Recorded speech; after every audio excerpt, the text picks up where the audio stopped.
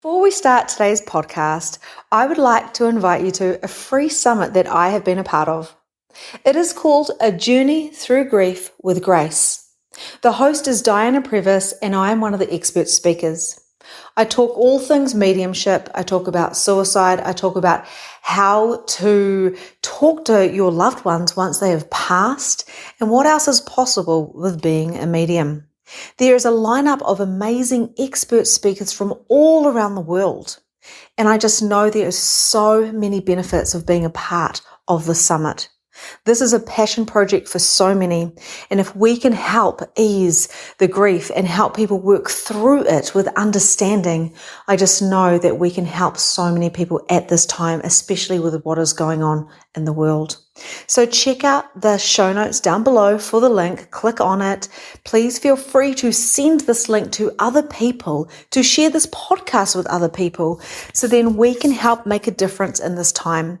Together, we are stronger, and understanding is knowledge. Sending you so much love. Enjoy the podcast, and I'll talk to you soon. Welcome to the Release Your Blocks podcast. I am your host, Victoria Bond. I am a spiritual empowerment coach. I help teach others to show up to their potency so they can fulfill their mission here on earth. I'm so glad you are here. And if you are interested in becoming a medium, if you're interested in becoming a life coach, or if you're interested in shifting your life from the 3D to live more in the 5D reality, then check me out, book a clarity call, and let's get chatting. Hello and welcome to Release Your Blocks with Victoria Bond. Today we have a very special guest, Sue Nicholson. Thank you for being here today, Sue. Hello, Victoria. Nice to see you. Nice to see you. And we've been trying to jump on this podcast for quite a while, but you were stuck in Australia because of lockdown. Yeah, stuck in Australia. Took 5 weeks. Kept praying upstairs. Please, can you get me a flight? Then out the blue, Air New Zealand phoned us up. Out the blue. Like, we had 5 cancellation flights. And you know what it is, Victoria. Things happen for a reason. You know, I believe in that. And when the time is right, then we just got to understand, you know, this over on the other side, don't have any clocks. There's no time frame for them. Mm-hmm. But down here, we run by time. Like, we had a meeting. We've got to set up a meeting in that time. You know, and it doesn't always run at that time, you know, and then people get stressed out because they go, oh, I had a meeting, I'm 10 minutes late. Mm-hmm. Well, on the other side, it's like, chill out. We're doing what we can at this moment in time, which you can't see, but we've got the ball rolling. So just chill out, take a breath, do a meditation, and we're on to it. So that's what happened. And then came back and then was stuck in quarantine for 2 weeks in a room of 4 walls, and they actually should give out marriage guidance counselling. Make or break. So for those of you who are tuning in and you're not sure who Sue is, she is a psychic medium. So you have been on TV. So you were on an amazing Sensing Murder. It was legit my favorite program ever. And also you have written a couple of books. One of them I loved, and I actually cried the whole way through it. I got that emotional. That was the call, a call from the other side about your childhood and really about how you used to talk to spirit on your phone in the basement. It made me today, because you know I'm a psychic medium too, and I get these hits, and I was like, I visualized that part of the book, and I was like, oh, that's right. That's when I fell in love with you. My little phone.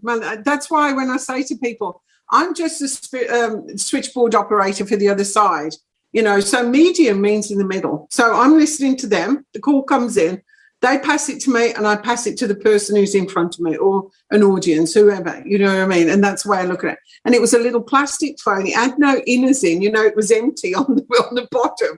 And I swore it used to ring. You know, it had no thing. It was plastic, like from a $2 shop or whatever. I used to pick it up and go, hello?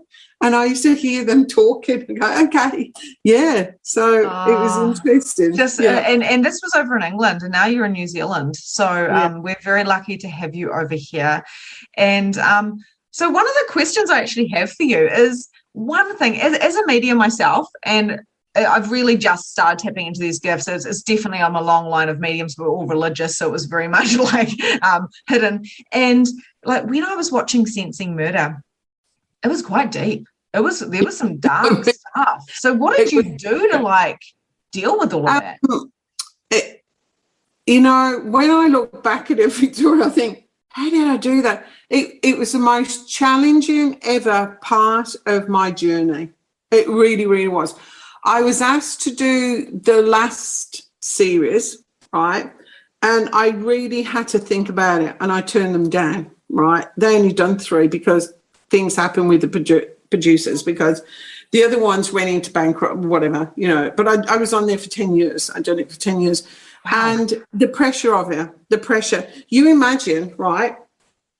And first of all, I get a phone call and they say, you've got to be at the airport at 7 o'clock in the morning. Okay. You haven't got a clue where you're going. And people would say, well, you should know where you're going. You're a psychic medium. I didn't want to know. And sometimes I would be on that plane and I get the person coming in already. And then, so a taxi would be there for me. They'd set up a hotel, like a conference room or somewhere. So I'd just have a small table, glass of water. They'd have all the cameras and the producers and everything, lights in your face. And then they'll go, okay, setting it all up. And they go, okay, ready, action. And you got to be ready. You've got to be ready. And they slide a photo, and the back is all blacked out. You can't see. So you can't see anything.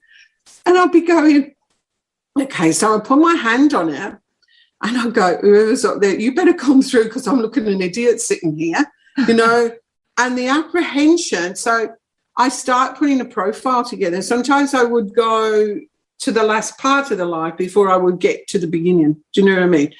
But it's coming in all angles and pictures. I see very much, I have hearing, seeing, feeling, but my clairvoyance, clairvoyance and clairsentience, well, all of it really, they'd be showing me pictures, the pictures coming in, and I'd be going, and sometimes it was like I would actually be in the scene, so I'm in the room with them and I'm looking around, so I'm an observer. And then they'd take me to where the last part was, or I'd feel gravel under my feet. I'd feel gravel. It's a gravel road, or I'm on dirt, or I'm on a dirt track or whatever. And everybody's sitting there looking at you, not saying a word. And then they go, oh, okay. The first one, what's her name? Luana Williams. Yeah, in Tauranga. Nobody knew because it was a new film company. They didn't know what to expect from the mediums. I mean, it was like, whoa. So you got no information, you got nothing. And it is really about trust and letting go of fear.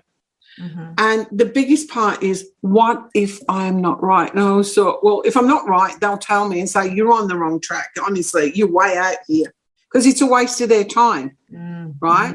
And they've got all the information from the police.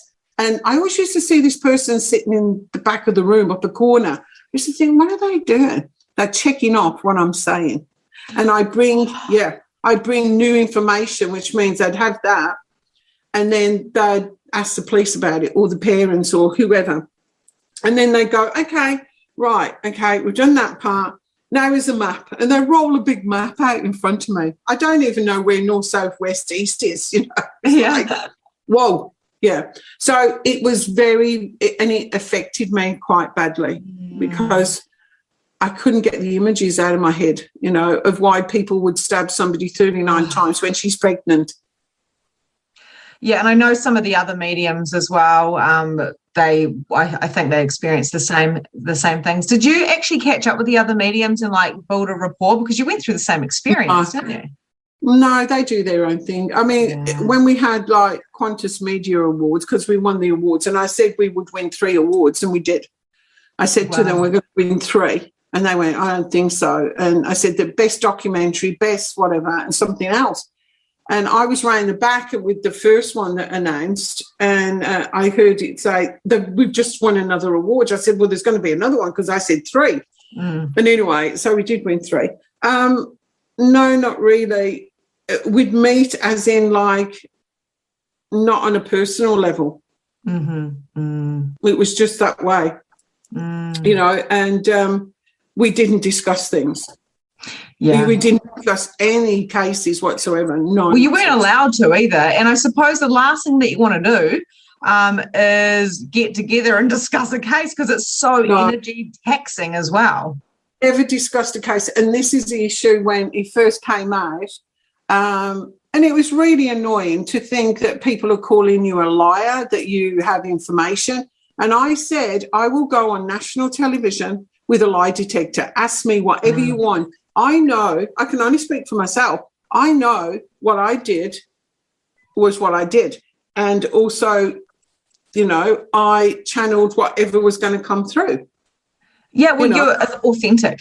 And I think that's the thing is, especially being a medium, like not just because you've been on TV and you've got the books and you're literally a public figure, especially in New Zealand and Australia, but not only that, it's like being a medium in general, everyone is suspicious. Like I used to be like, oh my God, that's a medium. I walk into a room and I'm like, why are people nervous if they know that I do readings and stuff? And they go, they think I'm reading them. And I'm like, I'm not reading you. And it goes, is someone here right now? And I'm like, well, I'm not tapping in because I've got this. I'm really lucky that I literally get to choose when I'm tapping in it or not. Yeah. I've got really good boundaries around spirit as well. So, well, I had to learn that because I'm not going to go out and see every Tom, Dick and Harry in the street. I thought, what's the point in that? That's a waste of energy. And I said to them, when I'm working, and that's it. So I, you know, and people know who I am and they go, you're reading my mind. And I said, your mind's very private and I wouldn't want anybody to read my mind. And I'm not a mind reader. And I don't want to read your mind because I'm actually being as well having an experience. There'd be very strange things, you know what I mean? And so I mean, there has been times where it's been so bad, the bullying it's nearly taken me over the edge.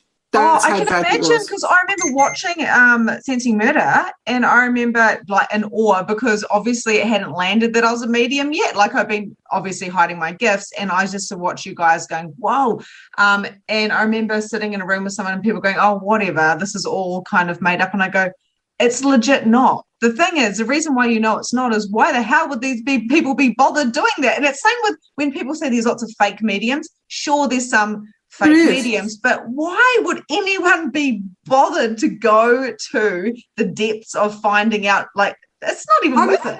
I can just about, well, you know, I couldn't do Zoom. I had to get my husband to show me. I can switch a, you know, iPad or computer on. I have nothing with computer, nothing. I don't stalking people.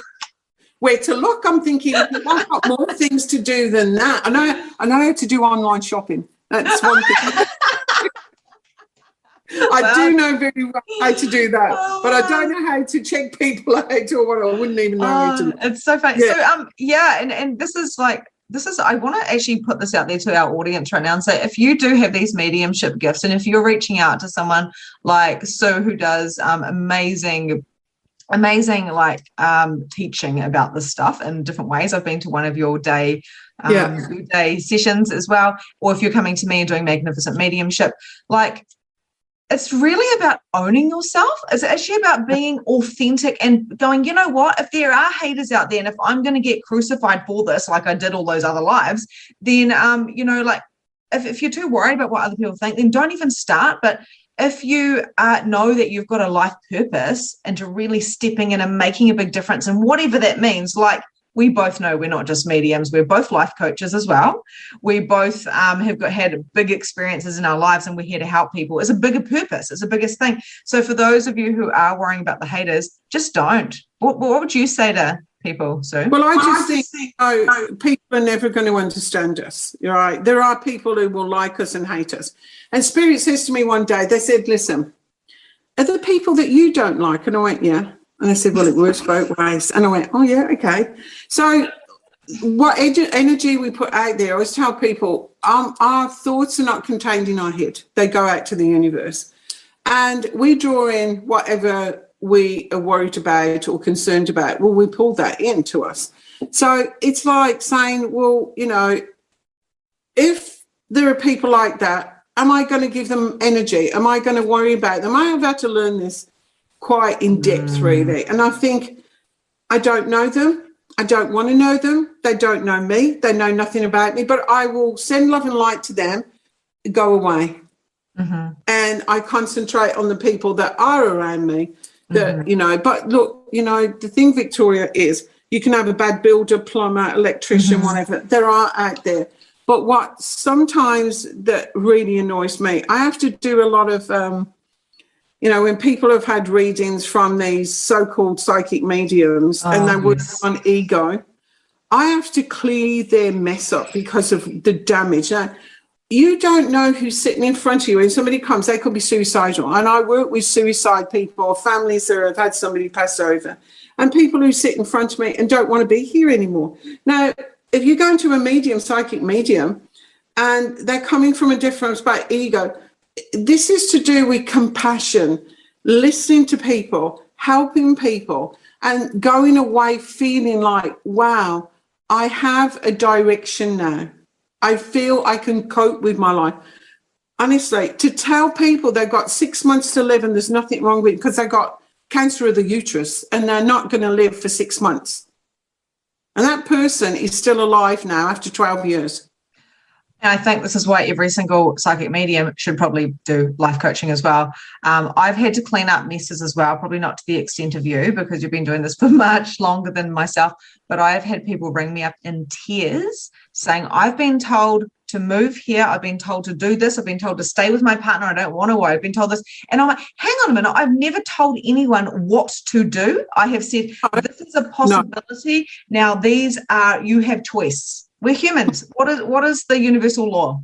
We have free will and choice. Yeah. And that's what I say to people.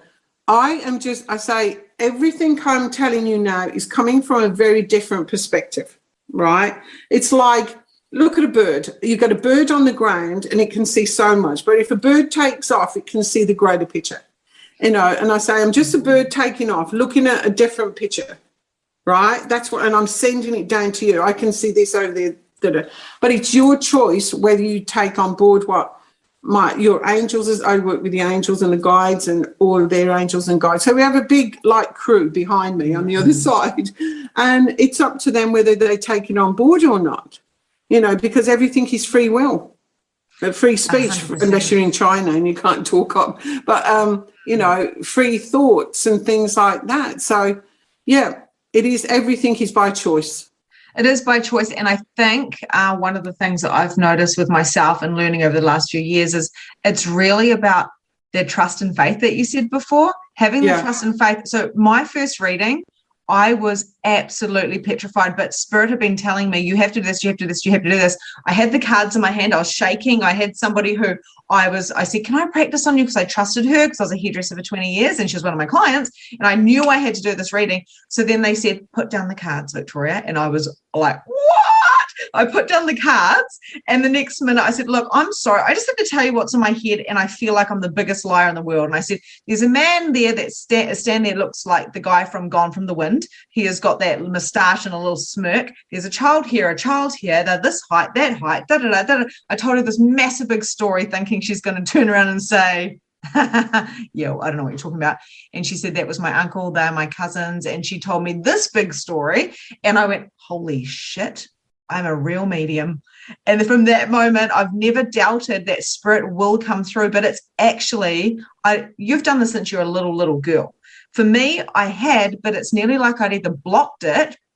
And that's why a lot of people think, oh, I'm 30. I'm not a medium, am I? And I'm like, well, actually, you do have gifts and capacities. And if you open them up, if you trust, if you have faith and you know how to do the thing, that's right. Because we all have it. We are born with psychic abilities, but it's up to us whether we want to open it up or not. So we are psychic beings having a human connection. We're not humans having a psychic connection. That's very different. And once you tap into it and start working it and trusting those inner feelings, because we have the emotions, the heart, the soul, and then you've got the logical with the head. And I say to people, if something doesn't feel right, rule of thumb is don't do it. If it feels right, then go with it. So you got to go with more when you're working in this area, go with more the feelings. And you cannot find a logical, not a logical explanation, because you think, when I'm reading, sometimes I go, oh my God, that sounds so stupid. Spirit will go, is a reading for you or them? And I go, them. They say, well, carry on then. They can be quite strict with me when I'm losing and I'm going, that sounds stupid. And they said, well, it is to you, but not to that person. Exactly. Real funny story. So one day I was doing these, and you know, when spirit pops through and you're talking to a friend and you're like, oh my God, I've got this message for a friend. That happened to me a lot. And then one day a friend goes, oh my God, can you please do a reading for me? And I was like, no. I was like, literally, no, I'm doing some work over here. I can't do a reading for you. And then I went, oh, hang on a minute. Sorry, there's someone here in my room.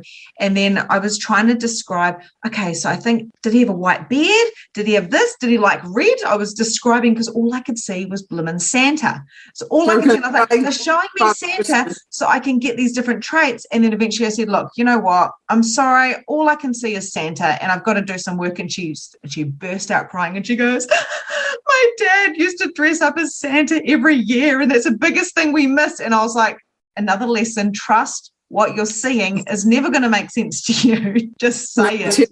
Because I think the hardest part is the fear of what if I'm wrong. I might look stupid. Now, we can get some, so I see things and I can see things and they go, no. And then they phone me up and they go, oh my God, yes, I listened to the reading back, you were right. But I'm not going to say, oh, I'm really sorry. But I said, okay, I know what I'm seeing, I know what I'm being told. I just have to let that go and it will make sense to you. But at the moment, I'm seeing beyond what the physical eyes can see, you know, and that's the way I work. You know, everybody works differently. But that's I think it's that trust, and that, like, I know now, I used to be like, oh no, I hope I got it right. And I'm like, of course I got it right, because I am channeling from the highest frequency, my guides, and of course my ancestors and my angels, and I do a lot of light coding, a lot of light language. I channel a lot of that. It's just something that's come in for me over the last few years. But I know that I go away with my head held high because I trusted deeply in my soul and in spirit. So that's the same as you, which is beautiful. You're always going to get some people who will try and test you out because it's their issues, not ours. You know, they have an issue with us and they just want to say load of rubbish and all of this because they don't like you. But why come to it for a reading with me when you have no intentions of listening to what I'm saying but rubbish me? Yeah, I'm not available for anyone like that. That's why I charge extra high. When they book an appointment, that's when they start. So they're very few and far between now. I used to have it when I started and I used to feel terrible. And I thought, get lost, you know. I've got the power to say, I don't have to talk to you anymore, you know. And your attitude, the attitude of some people, the way they treated me was disgusting. And I don't stand for it anymore. I'm sorry. That's the way. No way.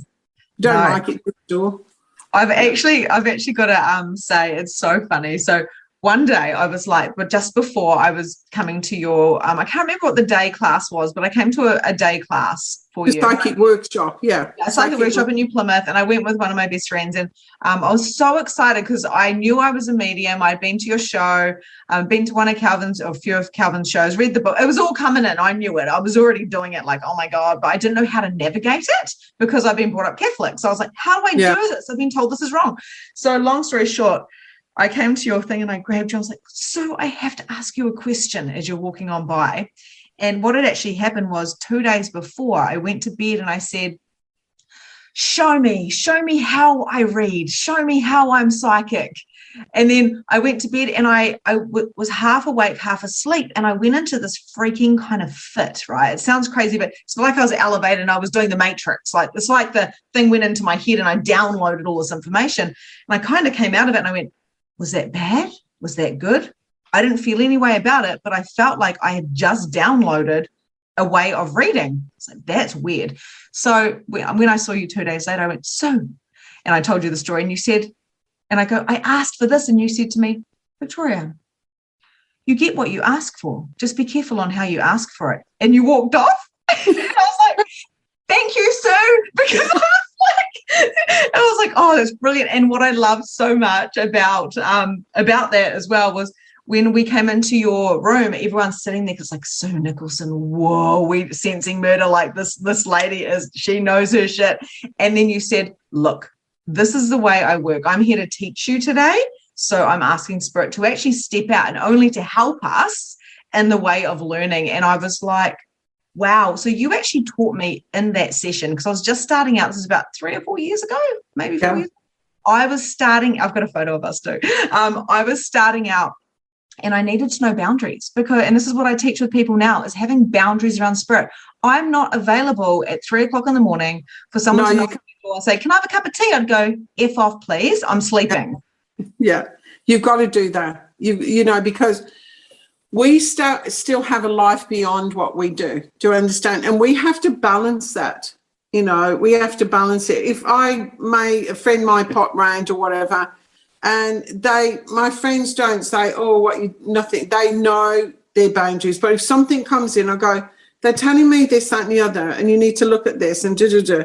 And I work that way because I need my own space as well. I need my own time, you know, because this is very demanding. It is very demanding and absolutely drains me. By the end of the day, I'm like, oh my God. Yeah. Yeah. And also boundaries, I reckon, around not just Spirit, but around people and friends. And it's around people. People go, hey, can you just give me a quick reading? Can you do this? And now everyone knows that I'm just not available for that. No. I can't do that because I have a life. Sometimes I'm just Victoria and I'm just a mum. Yeah. Sometimes I'm interviewing on a podcast. Sometimes I'm teaching mediumship or doing a reading or doing a coaching session. And these are like these different facets of who we be. So having those boundaries. So I've got to ask you a family question. So with your family, because I know how long have you been with your husband for? You've been with him for a long time, right? I married him in 1977. So 44 years. Beautiful, beautiful. I think I read some stuff about him in your book, but I've been with my husband for nearly 20 years. So we progress, obviously, with the skill and our what we're meant to do, our life's purpose. So how has he supported you, and what is his kind of interesting points of view about you being a reader? Well, he can't lie to me. That's a fact. I go, do you want to say that again? Do you want to recap that again? Or do you want me to tell you the whole story? He goes, oh, God. Well, when I met him, right, nobody knew what I could do. And, you know, so I knew I was going to marry him. When I was a little girl, they said to me, you're going to marry Stephen. I thought, okay, didn't look for Stephen. I got engaged to somebody called Roy, and it was the worst thing. And they said to me, I got engaged to him. I was with him 4 years. And they said, he's never going to marry you. And 6 weeks before my marriage, because they said he's cheating on you and he's going to marry you. 6 weeks before my marriage, I had my wedding dress, brides, everything done. He turned around, he says, I wasn't going to turn up at the church. I'm not going to marry you. I'm with someone else now. And he married her. I was heartbroken. But it was a windy, cold English night, November the 1st, I remember. And I couldn't be bothered going out. Now, a year had passed since then. And Spirit says to me, you need to go out tonight. And I thought, I can't be bothered. And my friend phoned me up. She says, we're going out. You know, come on. I was 21. And I said, I can't be bothered. And they kept pushing me out. So I went.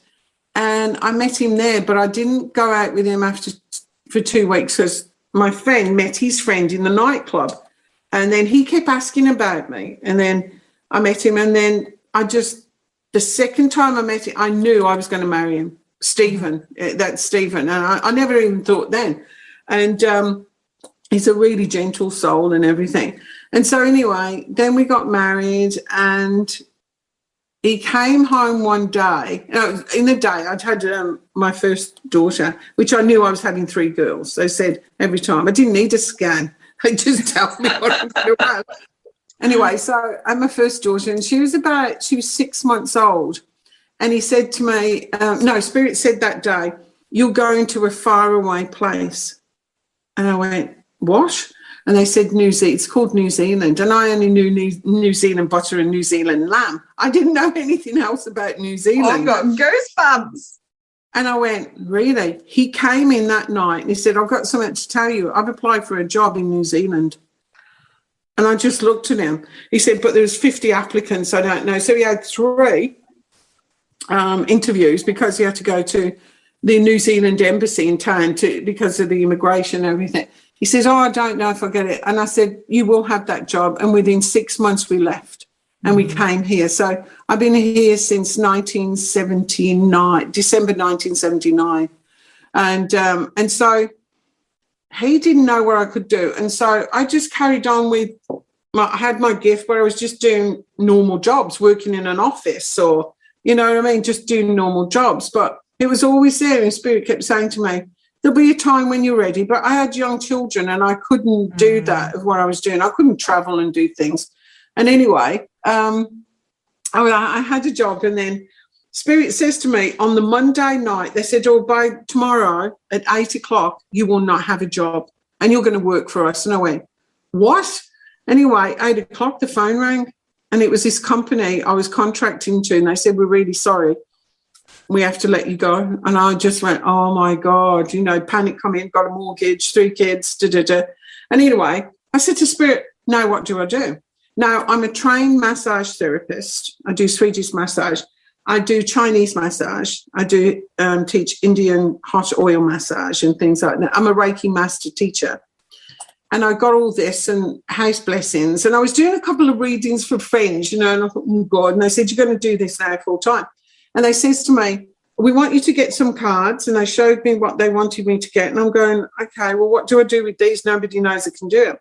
Told me where to place this card on a notice board. And I went, nobody walks through that entrance. And they said, place it there, 1 card. And that was on the Tuesday. On the Friday, I had a call. And she phones me up. She goes, hi, I know her name, Fiona. And I went, yes. And she said, oh, I've got your card here. And I'm not, it's weird. I took it off the board and I never go in that entrance. I never. It keeps jumping out at me and I needed to phone you. And I went, oh, okay. So I said, what do you want? Do you want a massage? Do you want Reiki? Do you think, please don't have to read it. I know that feeling. Oh, do you want a reading? And she goes, no, I don't want any of that. And I thought, hey. She said, I'm a newspaper reporter and I want to do your life story. No way. And I went, is this a joke? And she said, no, can I come round to your home Tuesday at 1 o'clock or 2 o'clock? And I went, yeah, okay. And anyway, it was 10 minutes before her time. Spirit says to me, she's running late and she can't come till about 2:10. And phone rang. I said, Fiona, you're running late and you'll be here at 2:10. And she goes, oh my God, did the office phone you? I went, no, Spirit did. And that was the opening line. I called from the other side. I told me. And she came in and she interviewed me and I gave her a reading and the phones went red hot. But there was no number on there. There was no number. There was no number. So no, because if it's an editorial, they don't give you phone numbers out. She said, phone me up. She said, my the office has been going mad. Can we print your number in the next Tuesday-ish? And I went, yeah, no problem. Well, that was it. But before that, when I lost my job, Steve came home and I said, I've got something to tell you. And he goes, what? I said, I've lost my job. He goes, oh, my God. I said, but I'm working now. I see dead people. I talk to them. I've had it since I was young. And he goes, oh, I always knew there was something about you not good for my finger. And it wasn't until out the blue, out of all of the New Zealand, the Ninox Productions contacted me. I didn't even know where I was getting it. I didn't even know what a cold case was. I thought, what the hell is that? Out the blue. And it wasn't until I was on telly that Steve, my friends and my children saw what I could do. They're going, wow. Oh, my God, we didn't know you could do that. And neither did I. Not at that extent. You know what I mean? I mean, you do everything quite boldly, don't you? We've got to. You don't do things. It's really kind of the reason why I ask is because my husband also a beautiful, gentle soul, and I've been with him for 20 years, so a little bit less, but since I was 16.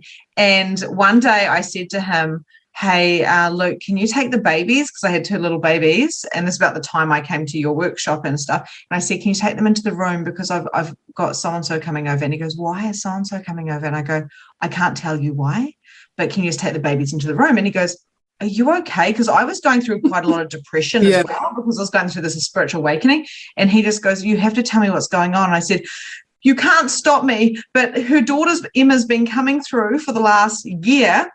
I've been wanting to give her presents and do this and do this and do this. And the signs were hitting me so hard that I was nearly falling over. It was ridiculous.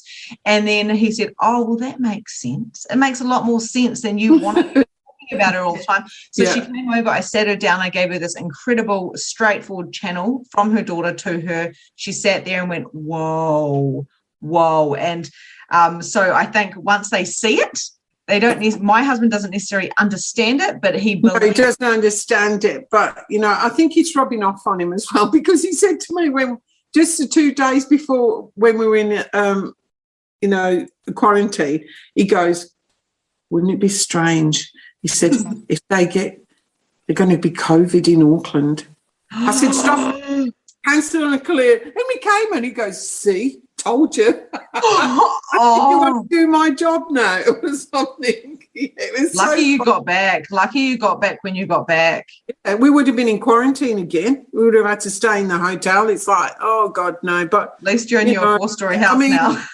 Yeah, that's right. But, Spirit told me about COVID. I mean, we all know the world's not going to, but they did tell me how we could get rid of COVID. It's a long story, but hey, any producers listening to this podcast told me how, and it's so simple, but I won't get into it. Don't have to have all these injections. People do what they want to do. We do what we want to do. We have free choice, but have the injection or not the injection. But if I came out with that, they'd lock me up, because it's way out. But it is true, and it is what it is, and it could work. Yeah. Well, you can tell me once we stop. I'll tell you. Yeah, another day. Tell me after. Yeah. Wow, so amazing. Just before we went into the recent lockdown in New Zealand now, while we're recording this, for those that are listening, we are currently in lockdown in our homes in New Zealand. And that day I was sitting there and I was going, holy shit, I've got anxiety right now. Why do I have anxiety? What is going on? Oh, no, why am I feeling this? I haven't felt this way for about 1.5 years.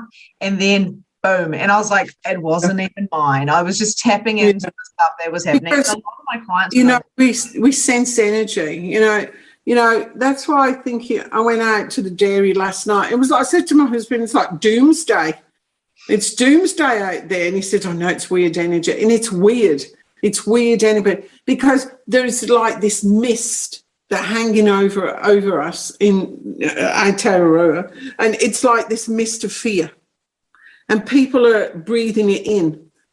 I 100% know what you're talking about. I went for a walk the other day and I could feel it, that mist of fear. Like I legit was going, there's a mist of fear. I've actually talked about it in all my groups in the last kind of 3 days. And what I had to do is I had to lift, you're going to think this is crazy, but I had to lift it up off me, lift it up off my children. I lifted it up off my house. I actually put a dome over my house, and because I was going, I couldn't breathe. And then I went, okay, and I got all my clients and all my groups and I lifted the mist off them. And then when we did a group coaching, I said, guys, there's like this heavy mist and we need to lift it up now. And then we did healing and stuff with rose quartz. Yeah, and that's why all the light workers need to come together, because there's so much negativity, but there's less light workers. There's more negative than the light, but we just have to keep plodding along, and that's all we can do, and working on our own selves to radiate that energy out into the world. Everybody 100%. We come across and everybody we touch, is trying to lift them up as well, so they can then rebound that onto other people, and do that. And that's the way it is, and see this getting better. But it's changed forever. And they told me yesterday, Spirit says, when people are going over now, a lot of people are not going to reincarnate now. They're not coming back here. They've had enough. It's like, I'm not coming back because the world is changing, not that we want to, the way we don't want it to be, basically. That actually fascinates me because I've been doing quite a few readings recently, and because I've got a program called Quantum Key. So what I'm doing is I'm actually bringing a lot of light codes through to help other people activate. So then we've got more light workers that are actually doing the job, not hiding. Yeah. And I actually had a spirit come through and I went, whoa, your mum isn't coming back. No, they're not coming And she back. told me, she's like, I ain't coming back. And she basically, I had this energy feeling that she's going to go and be a guide. So a lot of people are going to be becoming more guides than they are actually reincarnating. And a lot of them are doing that. So that you're doing a lot of confirming for me here. Yeah, that's right. Because why, yesterday I was saying to her, well, why do we want to come back here? What is there? Because we've just been through all that. And why are we going to come back again? Our souls have had enough. So that's what's going to happen, But yeah, it is. What I love, what I've been really drawn to in the last couple of weeks is watching David Attenborough, and he's on Netflix with the planet, but he's also, there's this documentary and he's telling us how we can heal Gaia, how we can heal this beautiful world by cutting down on eating so much meat and respecting it, and it was just beautiful. I sat there in tears the whole time going, come on, people.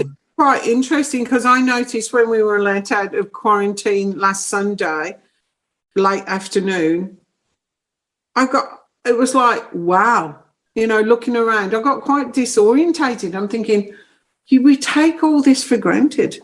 We take it all, we just walk by, the grass and the trees and the flowers. And I was in the taxi looking around at everything going, wow, and we need to waken up and open our eyes to what we do have around us, not be pulled into this fear factor that everybody has, It's like being stuck in the 4D. It's nearly like people are trying to get to this 5D energy, but they're stuck in their shadows, and their shadows are becoming reality because, people go, and I'm like, you know what, guys? If you want to be in this 5D energy and be this beautiful human, having this, like I said, your spirit, having a human experience, it's time for you to open your heart. It's time for you to get some rose quartz. I know rose quartz is one of your favorites. You've got a big one on your finger right now.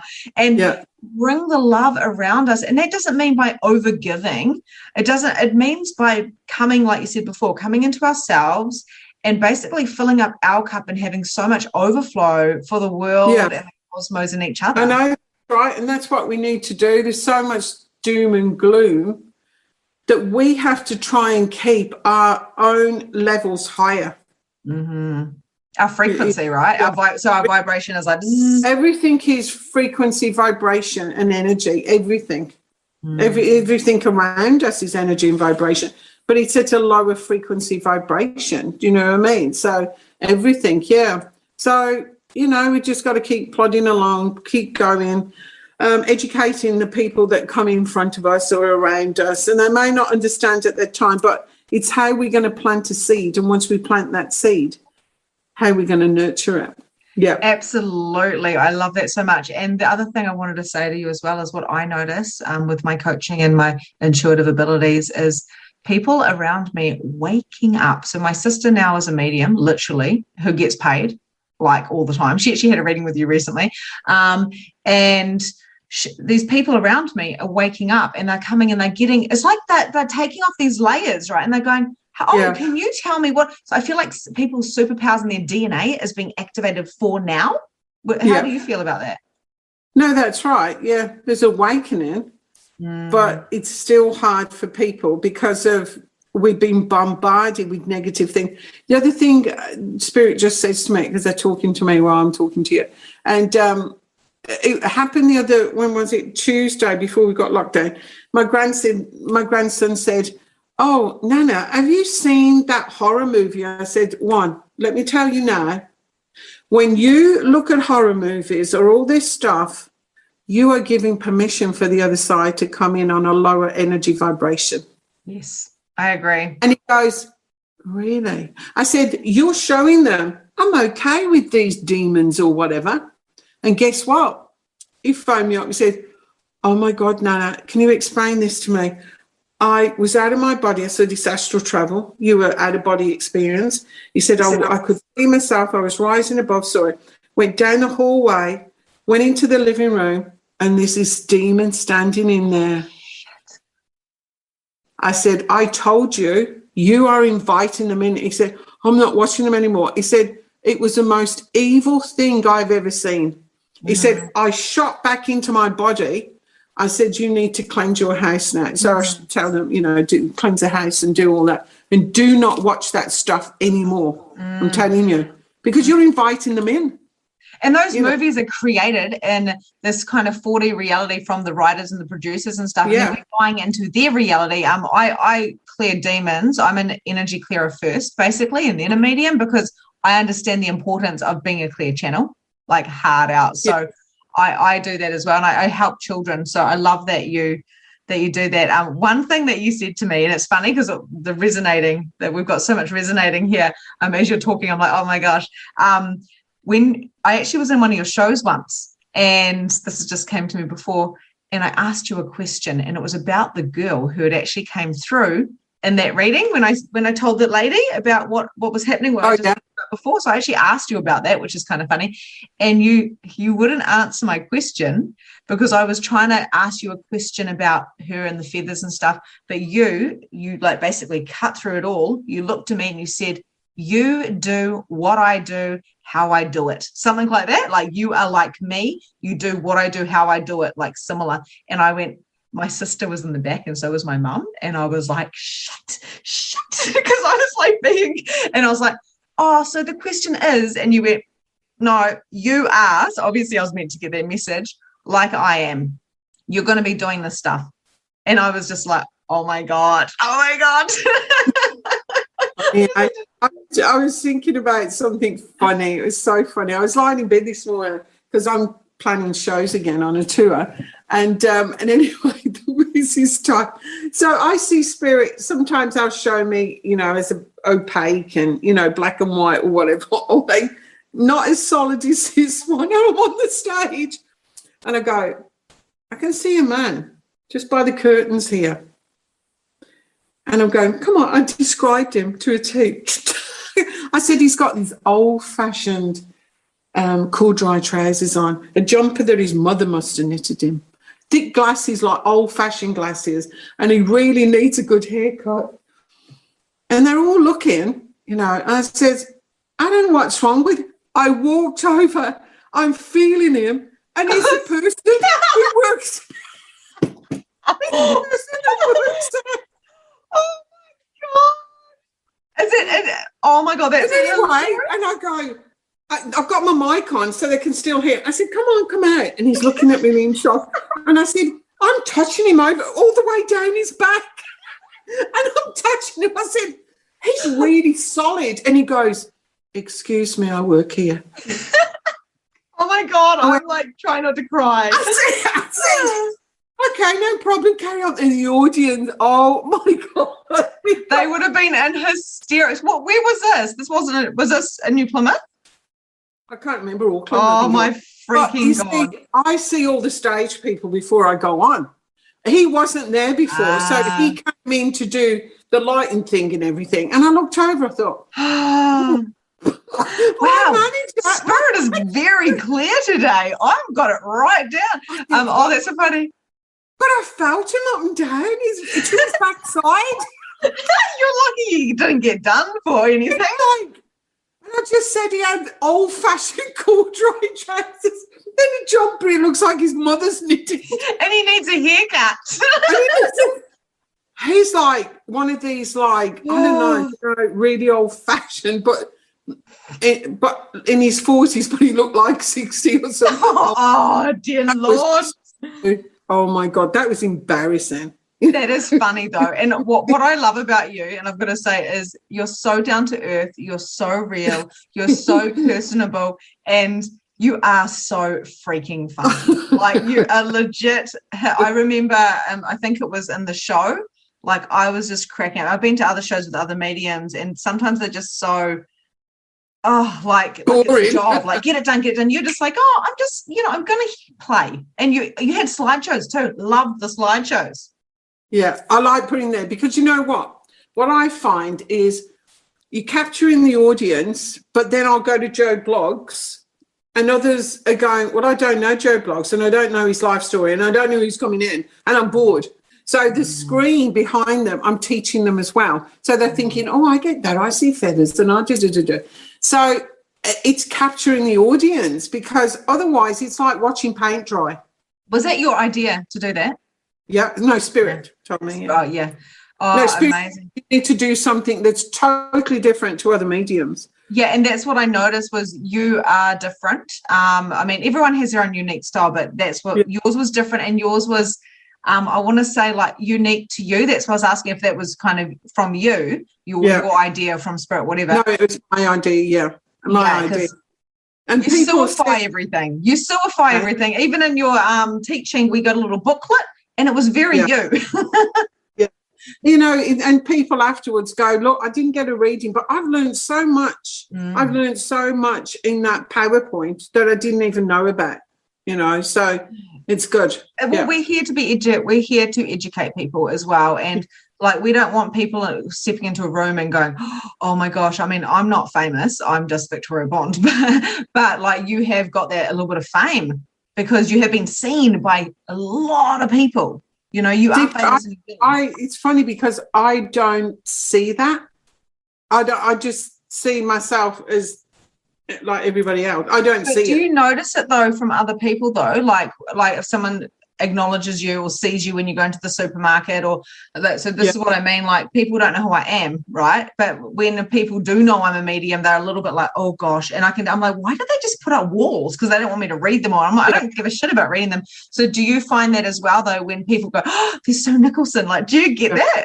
I mean, there's times where, you know, you want to say something because I'm having a meal and they're taking pictures of me. Yeah. You know, and they'll walk by and they've got the camera there, you know, and sometimes they're in your own personal space. And I'm never, ever rude to anybody. You know, some people go, can I shake your hand? I go, no, you have a hug. So I grab them, you know. Oh, thanks, you know. And I don't mind having my picture taken, but when I'm having a meal, and the one time I was in A&E, I get really bad bronchitis and I couldn't breathe. They're taking pictures of me. Oh. It was horrible. In the A&E, and the nurse could see I was getting I put my hood up and they move around to another seat, and she was it like paparazzi or was it like legit people just wanting to take a photo? Just people in the A&E waiting room, you know, and pointing to me. It's like, get a life. Yeah. But anyway, the nurse came out, she said, I can see you. She said, this isn't right, come with me and I'll put you in a cubicle. She said, I could see you getting really distressed. And I said, I don't feel well. You know what I mean? And, but, you know, it's just the way they are. I've had to have pictures, you know, on the aeroplane with the air hostesses up the back, you know, and they'll give me an extra biscuit and people don't like it. They go, excuse me, you give her chippies and a biscuit. I asked you if I couldn't have it and you said no. And they said, well, I know her. So it's like, oh, my God. Yeah, it's so funny. That is so funny. Yeah, and sometimes, you know, you get the perks of the jobs as well. And they go, oh, come into, you know, the business classroom. I'll phone Steve up and say, I'm in the business class here having food. Hey, goes, hey babe, I'll see you when we land. No, just kidding. So funny. Yeah, it's so funny. I'll go, well, I'm in here eating. I'll come out in a minute. You know what I mean? So, yeah, there's funny times, you know, and it counterbalances the sad times, really. Yeah. And it's very much, I think the coolest thing, one of the coolest things I love now, even though I'm just kind of getting into this as my life purpose, is we get to live an extraordinary life. And we also get to understand the other side from spirit. Like, I wake up every day and I feel so grateful. I wake up every day and I go, thank you. Because I got the deep understanding of, when we were talking about the demons before and the energy clearing and attachments and ugly energy, because I can see energy. I got a deep understanding about that before I started channeling messages. Like, it all came perfectly because I let it land that way. And I just feel so privileged to be having this conversation with you, to understand you as well, not going, oh, there's a medium. Like, I understand, like, it's just so beautiful. So what do you love so much about it? We're all normal. I just think we're all more normal. If I met the Queen, I wouldn't be in awe of her. I think, oh, that's nice. Mm-hmm. But we're all equal. I don't think, we all have our own energy and awe about ourselves. But I would never go, oh, my God, this, that, and the other. That's the way it is. But see, things, I don't know about you, but things come in. And if I don't capture them there and then, they fly back out. So I have to rewind. I have to rewind. But, oh, sorry, Spirit's just telling me now what I was going to say. You working in this area, you have to know the dark before you can know the light. That's why I was so dark. And then now I'm so light. So we had to know, or see the dark side in many things. But I have been to the other side, so I know what I'm talking about and being there. In my first book, and been there, and it's an amazing place. And so, I help cancer patients as well. I talk to them, and they're fearful of passing, and I talk to them about the other side and what happens. And they're really good. Yeah, so I'm helping. I give my time to people and help them with the cancer, because I kind of look at where the cancer is and where it's actually stemmed from, and I backtrack it. Wow. It's That's interesting. fascinating. A lady had, because I work with a medical doctor, he's Chinese doctor, and Dr. Ming, came from the Ming dynasty, right? He's really funny. Sometimes I can't understand him, he's Chinese, but anyway. And anyway, so I'm doing this email reading, and all of a sudden I saw this woman's husband flash, and I said, so your husband is still on earth. This is really important. I don't want to scare you, but there's a blockage here in his throat. My doctor said it's the esophagus. It is the esophagus. And she came back and she emailed me. She said, I said, he needs to see a doctor urgently. This is urgent now. And I said, it really is. I don't want to scare you, but we need to do something now. So anyway, she said, I asked my husband, and he said, I just have a funny thing in my throat. I don't know if it's esophagus or what. So she said, well, this lady, the medium, said, you got to go straight away. Booked an appointment with the doctor, and the doctor sent him straight away to a specialist. He got esophagus cancer in the esophagus. And he said, I'm really glad you've come now. We can start working on it. So anyway, I'm doing counselling with him, etc. So anyway, she said, oh, my God, thank you so much. And I said, I don't want him to worry. My doctor's just come in. And I said, he showed me a procedure, and they're going to put a stent in the esophagus. She said, I don't know, because we haven't seen, the specialist to see what they're going to do. She phoned me up. She said, exactly what you said. We're putting a stent in his esophagus. I don't know about a stent or whatever it is. And then I started channeling all the things that his body needed and all of this. And I said, I really need to look at where this cancer's come from. It's come from somewhere. So we went through, and I said, okay, I'm seeing you at the age of 6. A massive event happened. When you were 6 years old, it threw you out. But I can see your father standing there. Your mother passed. His mother passed at 6 years old. I said, and everything's okay. And they're feeding me like a timeline. I'm watching him grow. And I said, between the age of, I think it was 11 to 13, your world completely changed. The wicked witch of the West came in. He goes, oh, my God. I said, she was the most evil person. She wrapped your father around her little finger and completely changed your life. And I said, she wouldn't let you have any time with your father. You didn't go to his funeral, couldn't have his possessions, nothing. He burst out crying. And I said, you know where this stemmed from? You have never swallowed what she's done to you and couldn't say goodbye to your father. So I put him into a meditation, and his mother came in, and his father, and he handed him a watch. And I said, she's got a watch of his that should have been left to you. And he said, I know, but she won't let me have it. And, and she hates us all. So I said, this has to go. And he's getting better. They can't believe he's had his first chemo, and I put him into a deep meditation, and his wife phoned me up and she said, oh my God, I don't know what you've done with Peter, but he's changed. His whole attitude has changed towards his cancer. And I said, he's going to make it. It's going to be fine. Wow. So I always find out where the problem has come from, because I'm a trained Louise Hay. You can teacher. I'm a teacher of Louise Hay. You can heal your life. Oh, wicked. I love that. This is why I said I think all mediums need to be life coaches, because I mean, I've never done anything that that profound. I'm not going to lie. That's intensely amazing. But I always kind of jump back in and the numbers pop up and go, what happened at this age? Because it does help clean it up, doesn't it? Yeah, it does, because disease in our life causes disease. It goes to the weakest link, and that memory keeps bombarding it until you've got an issue and a problem.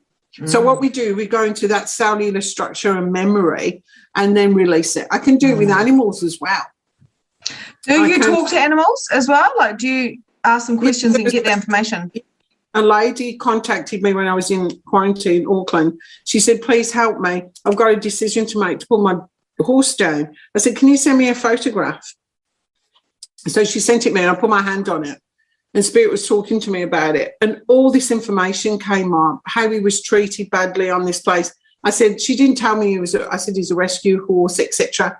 I said, if I was looking at this horse as a human, that person would have killed itself by now. The depression, he's lost his soul. It's gone. It's gone. It's not. And I said, he's very dangerous. He's going to really hurt someone. And she teaches children. I said, I keep seeing children around. You've got to keep him away from children. He bucks, he kicks, and he bites. Very dangerous, right? And I said, he was so badly treated. He wants to go. She said, okay, I understand it now. And I said, he thanks you for the 8 months that you've been working with him, but he's lost his soul. It's gone. Yeah. So anyway, the next day I woke up and I saw him in front of me running in a field, and I phoned her. I said, he's already gone. And she said, oh my God, it was terrible. I said, I saw him running in a field, so happy. She said, thank you, I can rest now. I said, he would have committed suicide if he was a human being. Oh, wow. Wow. And so, yeah, and people send me photos and I just put my hand on them and I see images and pictures. And so gifted. Yeah. And it's like a muscle, isn't it? The more you're doing it and it becomes familiar. I've worked with I had this whole bout of people, suicide people. I had a whole room where I am right now. I actually did a podcast on it with people that had committed suicide around me, talking to me, and I was channeling through what they were actually saying. And I just sat there and I thought, I shouldn't be doing this. And I thought, who am I to shut these people up, because they have a voice now? So they need to come through to tell their story. I get a lot of people say, why, our brother was amazing, our children, all this. You think he was amazing, and that's lovely. But in his own head, he'd lost his, and want to know why. And why did he do this? There's lots of reasons why people do it, because they can't face reality and they can't face their life. And the thing, I was on stage once, and I'm not joking. They came in 4, and I heard the rifle going off. Boom. Wow. I'm going, oh my God, somebody's killed themselves over there. Hold on, in a field by the tree. He was a farmer. He killed himself. I said, because I went, I'm in a car. I've gassed myself. He's over there. One's from the tree in the garden, and another one came in and he slit his wrist. And I'm going, oh my God. I said, you're going to have to step back. I said, you're all coming in. I can't handle this one at a time. So I had the one with the rifle first, and I said, and I said to this woman, this is your father. And she said, yeah, he was a farmer and he shot himself down in the on the paddock by a tree. And then, and it's like, those ones are really heavy. It's intense. It's really intense. And then you've got to go transmute all that energy. I know for me, they were standing around me talking, and I was able to help these people. And the really interesting thing, because I was brought up to believe that suicide was you're stuck in purgatory. Yeah, because Catholics believe in that. Yeah, And so I got all that stuff, but then I got told by the horse's mouth that like two of them stood next to me and said, "We don't regret it because we had to go. We didn't want to be here." That's right, because the Bible has been rewritten for the public or the world as they see it to control people. That's what it is. The real Bible, do you know where it is? I can't remember, but it's in the Vatican in Rome. Yeah, I thought that, but I didn't want to say that because I was like, I don't. And am I remembering right? It's locked away because if it ever came out, it would change mankind of religion forever. It's been rewritten to control us. You know, I'm a Christian and I've seen Jesus many times, talk to God. Who is God? Is it male, female? But it's something.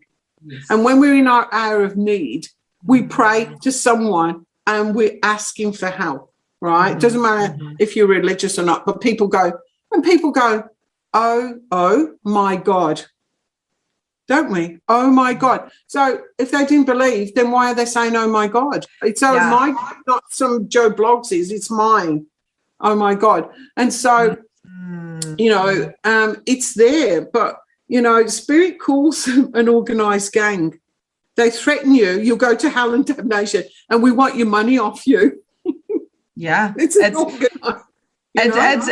crazy. And I know when I'm a Reiki master now, and I was a bit shocked because when I started tapping into some mediumship, because it was a total opposite of being how I was brought up, I literally was seeing Jesus everywhere. And I was like, oh my God, why am I seeing Jesus? Why am I seeing Jesus? I'm not religious. And now, do you know, the funny thing is I just got this, the statue, no one can see it, but this Virgin Mary of my grandmother.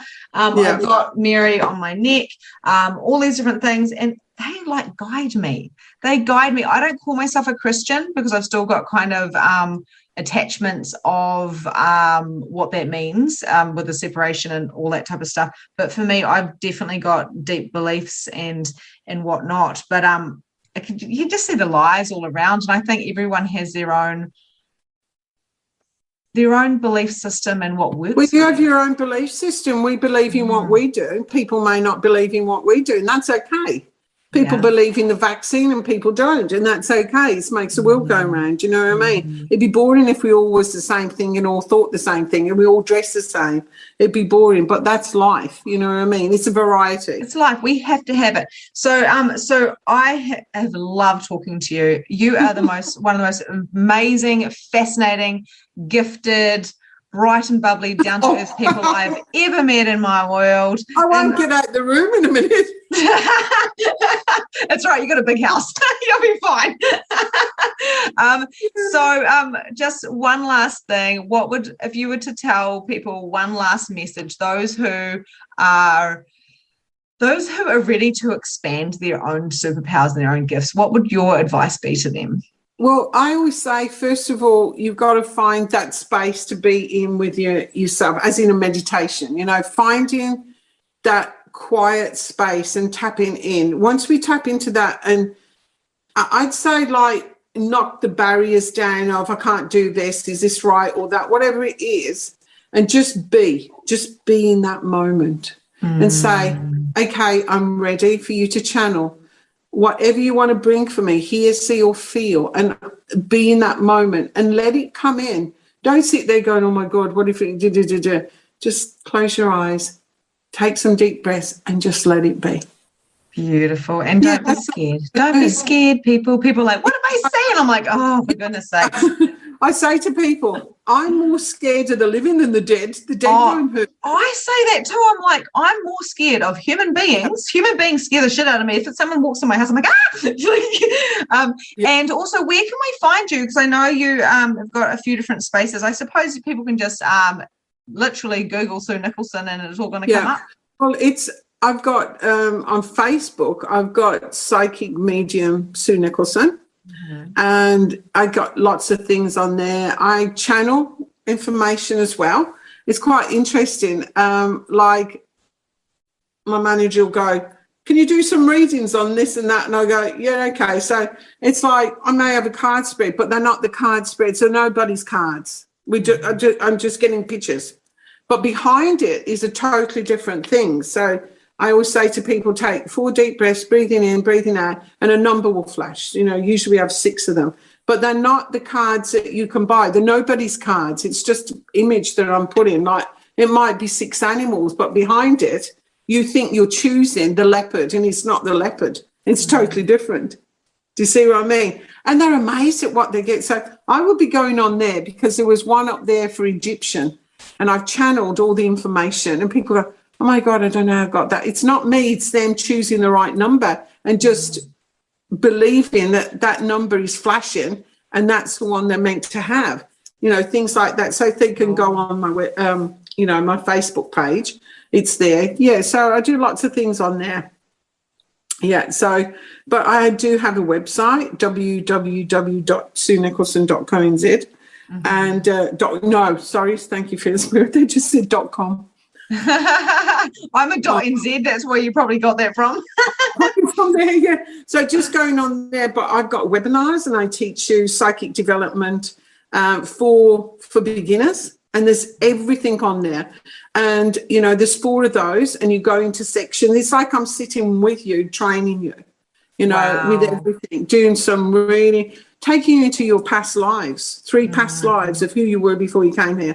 Going to see the archangels and all the archangels and everything.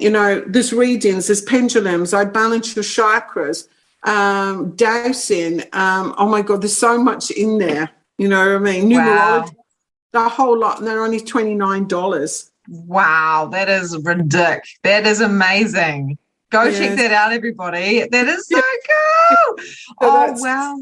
But there are free meditations in there as well for nothing that they can download as well. If I knew that 5 years ago when I started Awakening, if I knew that there was all of this stuff and I just had to pay $29, I'd be like, okay, I'm down on that. And also people can go deeper with you. I know every now and then you put up I'm doing some readings so they can purchase readings. So keep an eye on Sue's pages and check her out.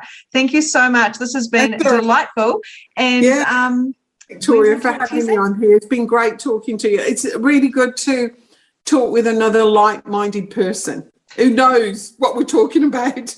Yes, rather than having to, people sometimes want the details so detailed that you're like, actually, it's about expanding your mind and going, what else is possible? Yeah, and doing that. Yeah. Okay, well, you have a great rest of your day. I should know that, shouldn't I? People go, I go, you should know, I should know that because you're psychic. Yeah, have a great day because I know.